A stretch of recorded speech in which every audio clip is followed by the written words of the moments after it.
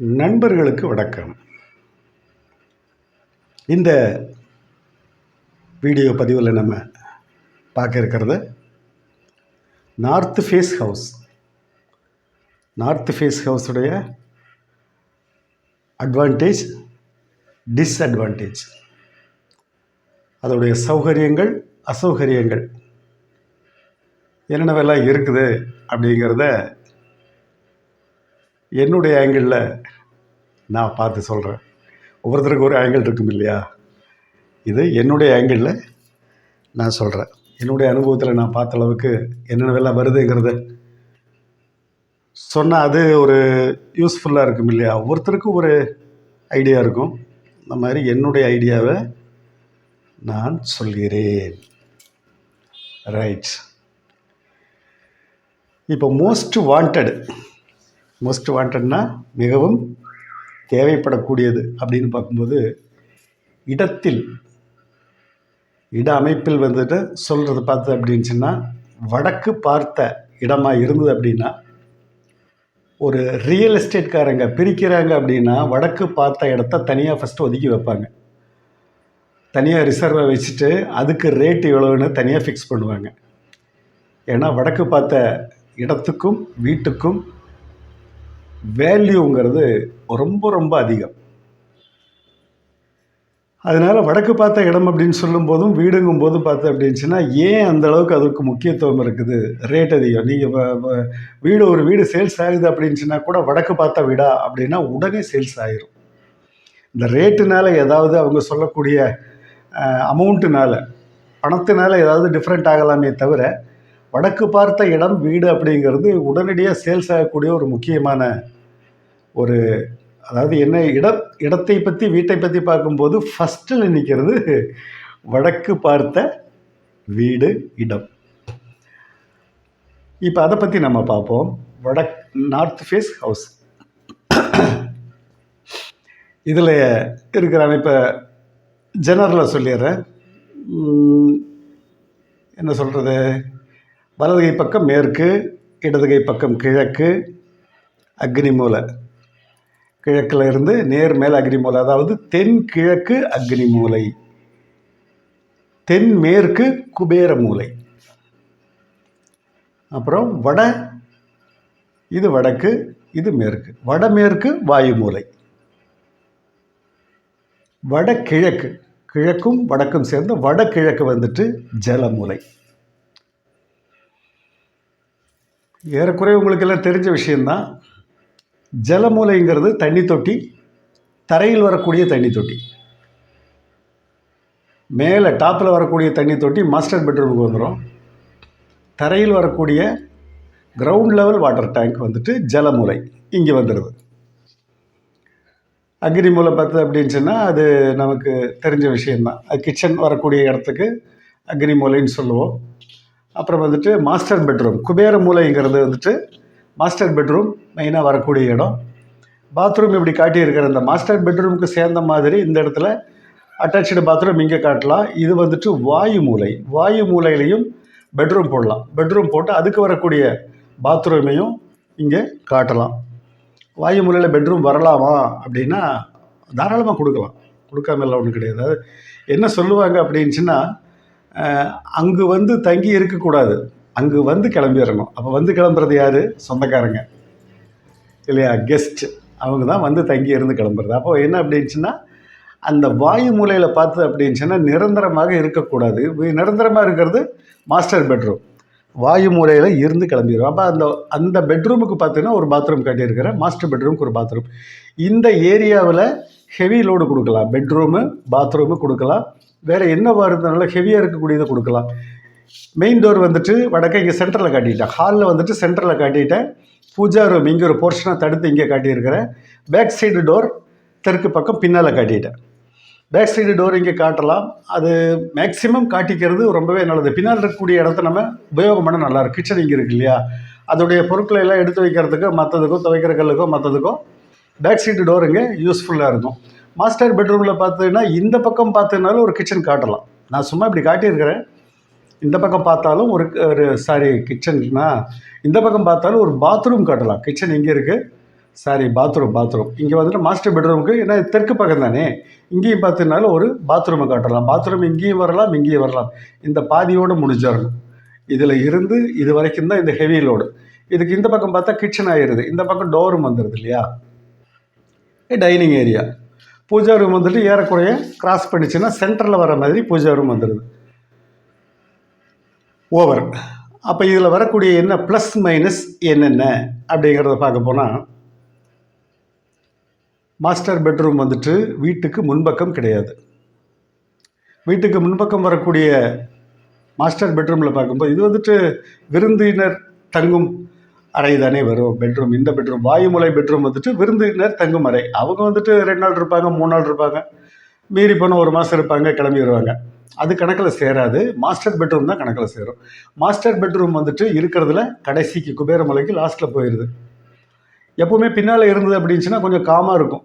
சத்தம் ரோட்டில் இருக்கக்கூடிய அந்த இறைச்சல்கள் இல்லாமல் பின்னால் வந்துட்டு ரொம்ப அமைதியாக இருக்கும். ரிலாக்ஸேஷனுக்கு ரொம்ப சௌரியமாக இருக்கும். பெட்ரூமில் படுக்கும்போது பார்த்தீங்கன்னா எந்த விதமான சத்தம் இல்லாமல் இருக்கும்போது நம்மளுக்கு ரொம்ப ரிலாக்ஸாக இருக்கும். அதனால் மாஸ்டர் பெட்ரூம் எப்போவுமே பின்பக்கம் அமைவது மிக மிக நல்லது. கிச்சன் அதே மாதிரி பேக் சைடு வந்துருச்சு. கிச்சன் பேக் சைடு இருக்கிறது அப்படித்தான். வீட்டுக்கு முன்னால் கிச்சன் எல்லாம் பின்பக்கம் இருந்தது அப்படின்னுச்சுன்னா கிச்சனும் பெட்ரூமும் பின்னால் அமையிறது ரொம்ப ரொம்ப சௌரியம்தான். முன்னால் கிச்சன் வரக்கூடாது. ஹாலுக்கு தொட்ட மாதிரி கிச்சன் இருந்ததுன்னா அது நல்லா இருக்காது. இதுக்கு தொட்ட மாதிரி டைனிங் ஏரியா இங்கே வந்துடுது.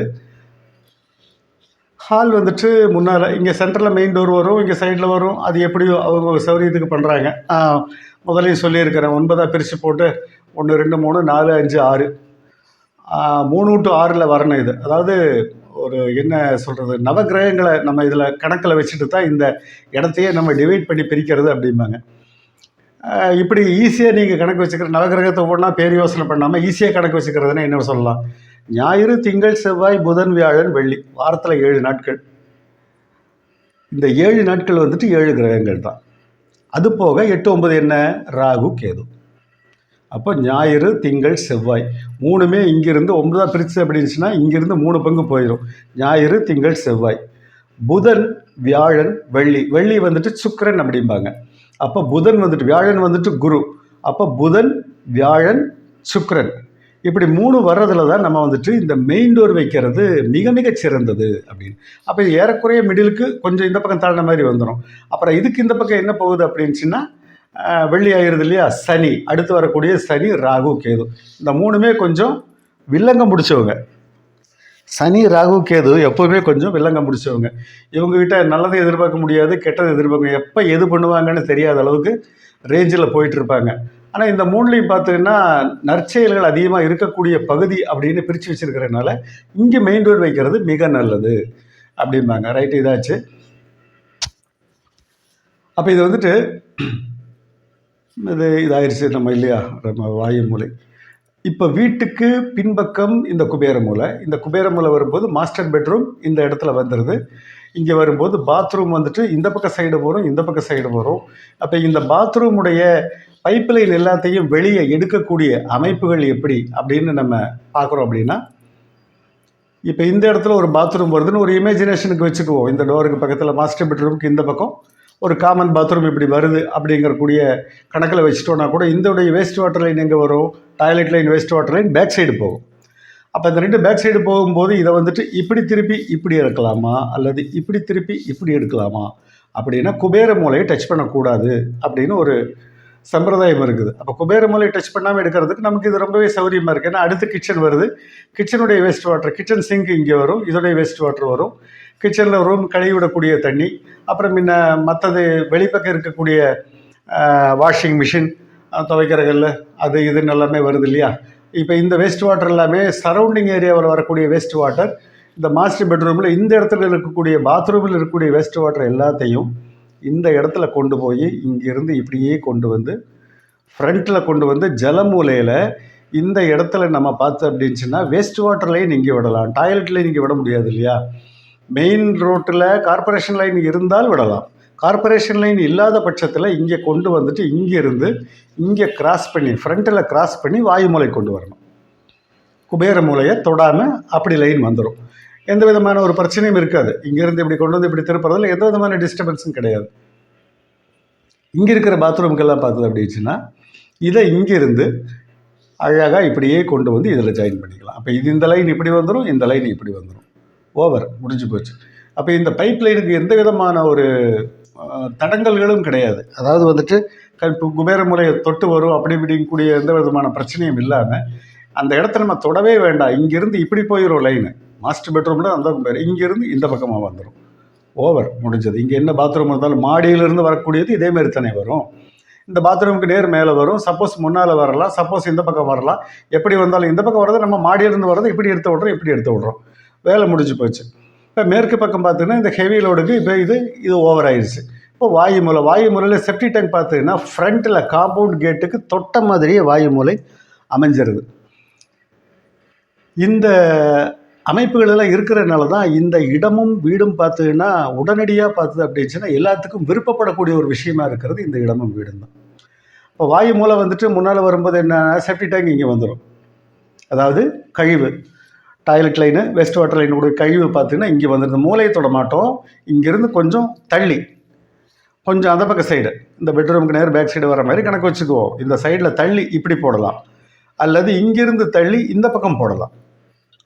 இந்த ரெண்டு பக்கம் எங்கே வேணாலும் நம்ம செப்டி டேங்கை போடலாம். கார்னரை டச் பண்ணக்கூடாது. கார்னர் வந்து கேப்பை கொடுத்து வைக்கணும். அதுதான் முறை. கார்னரை அடைச்சி நம்ம தரைக்கு கீழேயே பார்த்தீங்கன்னா கார்னரை அடைச்சி நம்ம பண்ணக்கூடாது. அப்போ இது இப்படி வந்துடும்போது பார்த்து அப்படின்னுச்சுன்னா இந்த இருக்க பைப் லைனை கொண்டு வந்து இங்கே நம்ம சேர்த்திடுறோம்.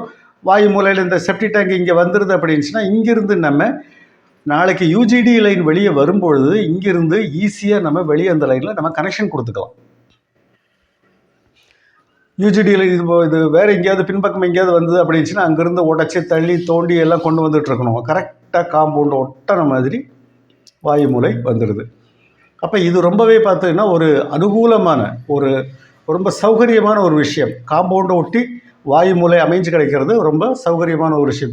ஃப்ரண்ட்டு காம்பவுண்ட் ஒட்டி வரும்போது செப்டி டேங்குடைய ஏர் பைப்பும் பார்த்தது அப்படின்னுச்சுன்னா ஒன்று காம்பவுண்ட் ஒட்டி பில்டிங் ஒட்டி ஸ்ட்ரைட்டாக மேலே டாப்பில் தூக்கி விட்டுக்கலாம். இதோடைய வேஸ்ட் வாட்டர் லைன் எல்லாமே நாளைக்கு வந்துட்டு வண்டி ஏதாவது வந்துன்னா கூட இங்கே க்ளீன் பண்ணுறதுக்கு இந்த இடத்துல ரொம்ப ஃப்ரண்ட்லேயே க்ளீன் பண்ணிவிட்டு அப்படியே போயிடுவாங்க. பின்பக்கமாக இருந்ததுன்னா அந்த செப்டி டேங்க் க்ளீன் பண்ணும்போது பார்த்தா ஹோஸ் எல்லாம் பின்னால் போட்டு வீட்டை சுற்றி அழுக்கு போட்டுக்கிட்டு இருக்கும். அதெல்லாம் முன்னால் இருக்கும்போது காம்பவுண்டை ஒட்டி டக்குன்னு ஈஸியாக அந்த வேலை முடிஞ்சிடும். ரைட், முடிஞ்சது. மெயின் டோர் ஆயிடுச்சு. ரைட்டு, ஜலமூலையில் வாட்டர் டேங்கு இந்த கார்னரில் வரக்கூடாது. கொஞ்சம் இப்படி தள்ளி வரலாம், அல்லது இந்த பக்கமாக தள்ளி வரலாம். எதையுமே கார்னரில் சும்மா காட்டியிருக்கிறேன், மூளை இதுன்னு காட்டியிருக்கிறேன். டச் பண்ணாமல் அவங்கள டிஸ்டர்ப் பண்ணக்கூடாதாம்மா. அதனால் கொஞ்சம் இப்படி இந்த பக்கமும் தள்ளி சம்மந்தப்பட்ட பகவான்களை நம்ம எந்த விதமான சிரமமும் கொடுக்காம கொஞ்சம் தள்ளி இந்த பக்கம் கொடுக்குறோம். அதுக்குள்ளேய பவர் அவங்க காட்டுவாங்க, அவ்வளோதான், வேறு ஒன்றும் இல்லை. அப்போ இந்த பக்கம் தள்ளி வரும்போது வாட்டர் டேங்க்கும் பார்த்தீங்கன்னா கிரவுண்ட் லெவல் வாட்டர் டேங்க்கும் பார்த்தீங்கன்னா காம்பவுண்டை ஒட்டி ஃப்ரண்ட்லேயே வந்துடும். அதுவும் ஃப்ரண்ட்லேயே வரும்போது நாளைக்கு வந்துட்டு அங்கே இருக்கிற வாட்டர் சப்ளை லைன் எடுக்கிறதுக்கும் தண்ணி இல்லை அப்படின்னுச்சுன்னா வண்டி தண்ணி வாங்கி விடுறதுக்கும் லாரி தண்ணி வாங்கி விடுறோம் இல்லையா, அதுக்கு நல்லாயிருக்கும். போர் போடுறதும் வீட்டுக்கு முன்பக்கம் இந்த இடமே பாயிண்ட் வந்துட்டு ஏறக்குறைய சௌகரியமாக அமைஞ்சிடும். அந்த ஈல்டு இங்கே கிடச்சி அப்படின்னுச்சுன்னா இந்த இடத்துலேயே போர் போட்டுக்கலாம். கார்னர் தொடாமல் இந்த பக்கமோ தள்ளி இங்கேயே போர் போட்டுக்கலாம். அப்போ வீட்டுக்கு முன்னாலேயே வாட்டர் டேங்க் வர்றதும் மிகப்பெரிய ஒரு சௌகரியம். வெளியிலிருந்து பைப் லைன் எடுக்கும்போது பார்த்தீங்கன்னா லாஸ்ட்டில் இருந்தது அப்படின்னுச்சுன்னா ஃபுல் லெங்க்த்து பின்னால் நீட்டிட்டு போகணும். அது தேவையில்லை இல்லையா, முன்னாலே டக்குன்னு ஈஸியாக வேலை முடிஞ்சிடும். அடுத்தபடியாக கிச்சன் வந்துட்டு இந்த கார்னரில் கிச்சன் மட்டும்தான் வரணும். கிச்சன் இல்லாமல் சிலர் என்ன பண்ணுவாங்கன்னா உல்ட்டாவாக இந்த இடத்துல பாத்ரூம் கொண்டு வந்து போடுவாங்க. கிச்சனை கொஞ்சம் தள்ளி போட்டுட்டு பாத்ரூம் அந்த மாதிரி வீடு இருக்குது. அது ஏன் அப்படி பண்ணுறாங்கன்னு தெரியல. அக்ரி மூலையில் பாத்ரூம் வரக்கூடாது. சிலர் அக்ரி மூலையில் இந்த பக்கம் செப்டிக் டேங்க் கட்டி இருப்பாங்க. நீங்கள் அவங்கவுங்க வீட்டில் இந்த பிக்சரை பார்த்துட்டு யோசனை பண்ணிங்கன்னா தெரியும். அக்ரி மூலையில் செப்டிக் டேங்கை கட்டக்கூடாது. அக்ரி மூலையில் ஸ்டேர் கேஸும் வரக்கூடாது, தண்ணி தொட்டியும் வரக்கூடாது, அடைச்சும் கட்டக்கூடாது. இவ்வளோ விஷயம் அக்ரி மூலையில் இருக்குது. அக்ரி மூலை பார்த்தீங்கன்னா இங்கே ஓப்பனாக தான் கொடுக்கணும். இந்த பக்கம் ஓப்பன் ஸ்பேஸாக தான் இருக்கணும். மேலேருந்து சூரிய வெளிச்சம் இங்கே படணும். இந்த இடத்துல போய் செப்டிக் டேங்க் இங்கே வரவே கூடாது. இந்த இடத்துல அப்படியே தாராளமாக பண்ணலாம். அது அக்ரி மூலை தானேம்பாங்க. அக்ரி மூலையில் பார்த்தீங்கன்னா நெருப்பு சம்மந்தப்பட்ட பொருட்கள் இருக்கலாமே தவிர இந்த வாயு சம்மந்தப்பட்ட பொருட்கள் அந்த இடத்துல அந்த இடத்துல இருக்கக்கூடாது. இந்த இடத்துல நம்ம வந்துட்டு கிச்சனுடைய வேஸ்ட் வாட்டர் லைன் எடுக்கிறதுக்கும் இது டாய்லெட் லைனு வேஸ்ட் வாட்டர் லைன்லாம் எடுக்கிறதுக்கும் இந்த இடம் சரியாக போச்சு. ரைட். அப்போ இதுவும் பார்த்தது அப்படின்னுச்சுன்னா கடைசியில் அமையும் போது பார்க்கும் பேக் சைடு இருக்கிற நம்ம யூஸ் பண்ணுறதுக்கு அப்படியே சொல்லிட்டேன் நான். அது முடிஞ்சுது. இந்த மாஸ்டர் பெட்ரூமுக்கு மேலே டாப்பில் பார்த்தீங்கன்னா ஃபஸ்ட்டு ஃப்ளோர் செகண்ட் ஃப்ளோர்னு எல்லாம் வரும்போது பார்த்தீங்கன்னா இந்த இடத்துல தான் வாட்டர் டேங்க், குபேர மூலையில் ஓவர் ஹெட் டேங்க், மேல்நிலை குடிநீர் தொட்டி, மேல்நிலை தண்ணீர் தொட்டி அப்படின்னு சொல்லலாம். அது வீட்டுக்கு பின்பக்கமாகவே அமையும். இது வந்துட்டு நார்த் ஃபேஸ் ஆனதுனால வீட்டுக்கு பின்பக்கமாகவே அதுவும் நமக்கு சௌகரியமாக அமைஞ்சிடும். முன்பக்கம் இருந்து பார்க்கும்போது தண்ணி தொட்டி முன்னால் வந்தது அப்படின்னா இங்கே பைப் லைன் எல்லாமே கீழே இறங்கும் இல்லையா.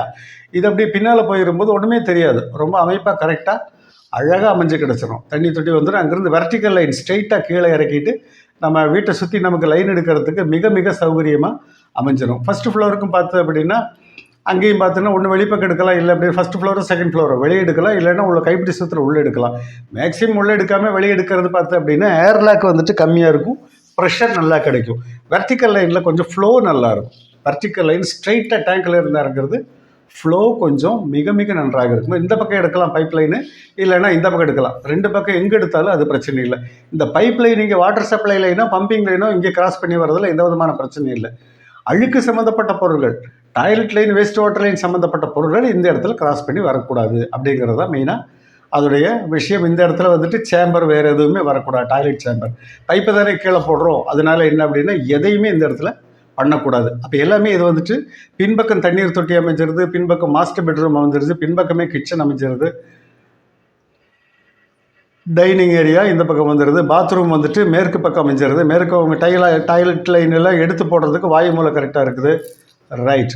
அந்த மாதிரி சொல்ல போனால் வடக்கு பார்த்த வீட்டில் இருக்கிறதுல எந்த விதமான டென்ஷனும் இல்லாமல் எல்லா ரூமுமே அந்தந்த இடத்துல சௌகரியமாக நமக்கு உபயோகமான இடங்கள் அமைஞ்சிருது. எல்லாம் முன்னால் அங்கே இருக்க ஏருக்கு மாறாக இருக்குது. கிச்சன் முன்னால் இருந்தாலோ மாஸ்டர் பெட்ரூம் முன்னால் இருந்தாலோ அது அவ்வளோ நல்லா இருக்காது. அப்படி ஏருக்கு மாறாக இல்லாமல் எல்லாம் ரொம்ப ரொம்ப சௌகரியமாக அந்தந்த இடத்துல இருக்கிறதுனால இருக்கிறதுலையே மைனஸ் பாயிண்ட்டுன்னு சொல்கிறதுக்கு இதில் ஒன்றும் இருக்கிற மாதிரியே தெரியல.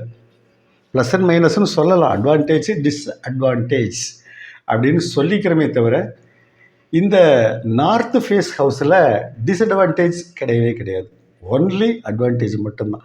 அதனால தான் மோஸ்ட் வாண்டட் ஏரியாவும் சரி பில்டிங்கும் சரி ரொம்ப முக்கியமான முதல் இடத்துல இருக்கிறது இந்த வடக்கு பார்த்த வீடு தான். ஆகவே நண்பர்களே, இதில் இதுக்கு மேலே என்ன சொல்கிறதுக்கு இருக்குது? சரி ரைட்டு. அந்த பேக் சைடு இந்த ஃப்ளோரிங் சொல்லலாம். பின்பக்கம் பார்த்தீங்கன்னா தெற்கு பக்கமும் மேற்கு பக்கமும் வீட்டை சுற்றி வரக்கூடிய சரௌண்டிங் ஏரியா இந்த கை உயரமாக தான் இருக்கணும். தெற்கு மேற்கு தென்மேற்கு இந்த பாதி வரைக்குமே இது வரைக்குமே உயரமாக தான் இருக்கணும். வீட்டை சுற்றி வரக்கூடிய இடமும் பார்த்தீங்கன்னா உயரமாக தான் அமையும். ஏன்னா அந்த தண்ணியுடைய வடிகால் வசதி பூராமே வீட்டுக்கு முன்பக்கம் வந்துடும். இங்கிருந்து சரிஞ்சு மேற்கு பக்கமாக சரிஞ்சு முன்பக்கமாக வரும்போது பார்த்து அப்படின்னுச்சுன்னா ஆட்டோமேட்டிக்காக நார்த்து ஃபேஸில் இங்கே வந்து சேர்ந்துருது.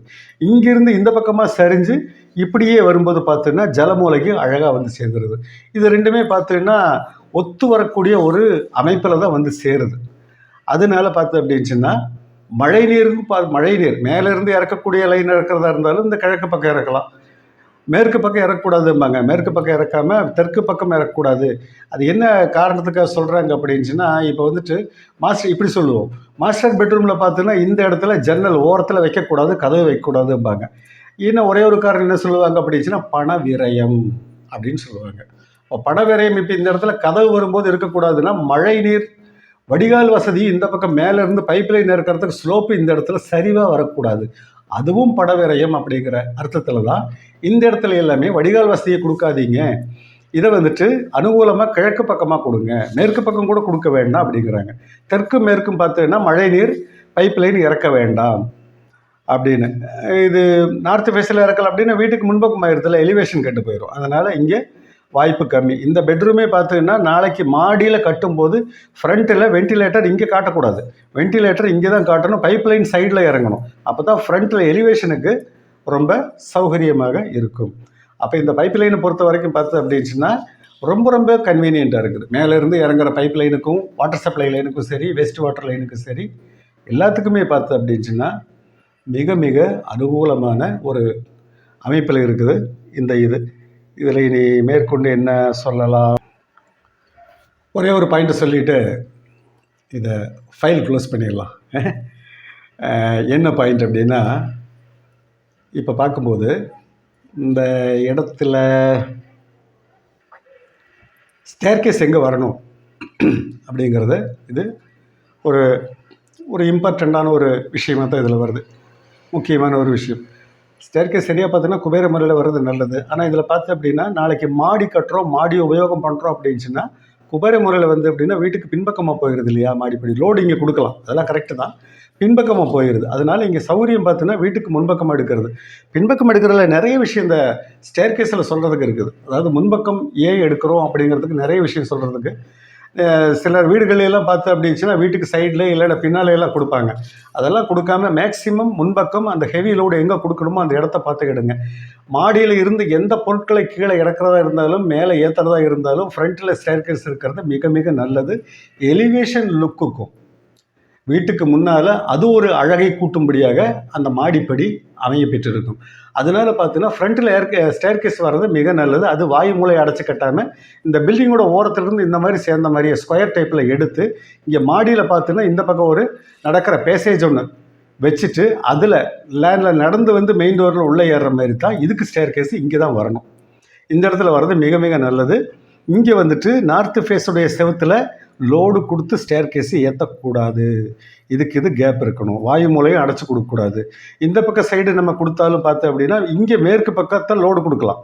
இந்த இடத்துல ஸ்டேர்கேஸ் கொடுத்தாலும் மேற்கு பக்கத்தில் லோடு கொடுத்துக்கலாம். தெற்கு பக்கமும் லோடு கொடுத்து தூக்குறேன்னா தூக்கலாம். ஆனால் ஸ்டேர்கேஸ் எல்லாம் ஒன்று இங்கேருந்து இது வரைக்கும் இதுக்குள்ளே எங்கே வேணாலும் வரலாம். இங்கே வர்றது மிக நல்லதும்பாங்க.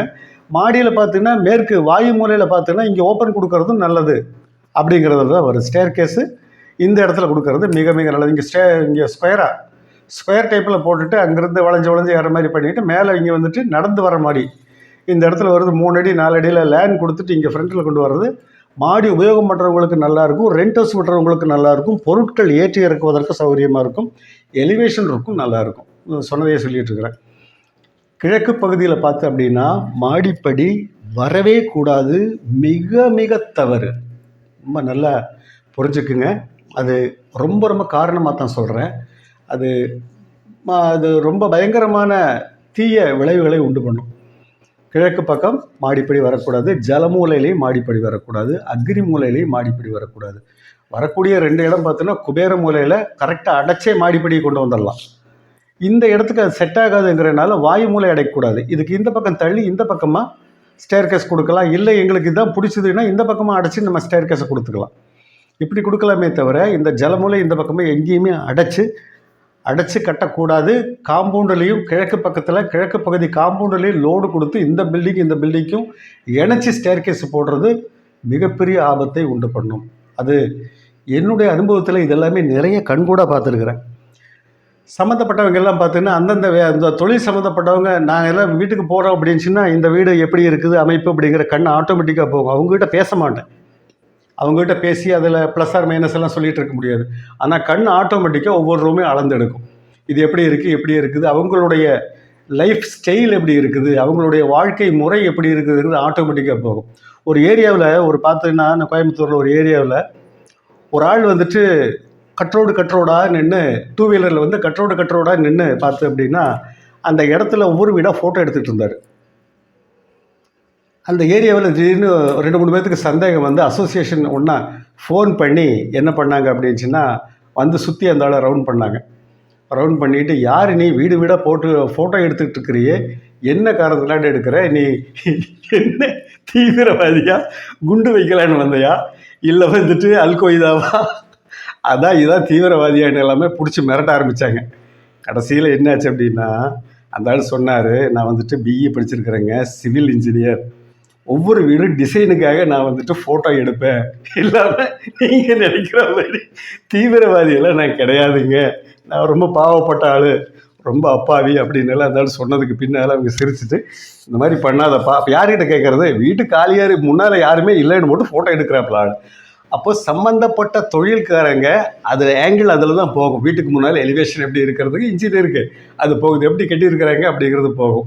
அப்போ எனக்கு என்ன போகும் அப்படின்னுச்சுன்னா ஒவ்வொரு ரூமும் எப்படி இருக்குது, அந்த வீட்டில் இருக்கக்கூடியவங்களோட வாழ்க்கை நிலை எப்படி இருக்குது, அவங்களுடைய லைஃப் ஸ்டைல் எப்படி இருக்குதுங்கிறது போகும். இதை வச்சு அனுமானத்தில் தான் ஒவ்வொரு வீடியோவிலையும் பார்த்தீங்கன்னா இதில் இருக்கக்கூடிய ப்ளஸ் மைனஸை பற்றி சொல்லிகிட்டு இருக்கிறேன்.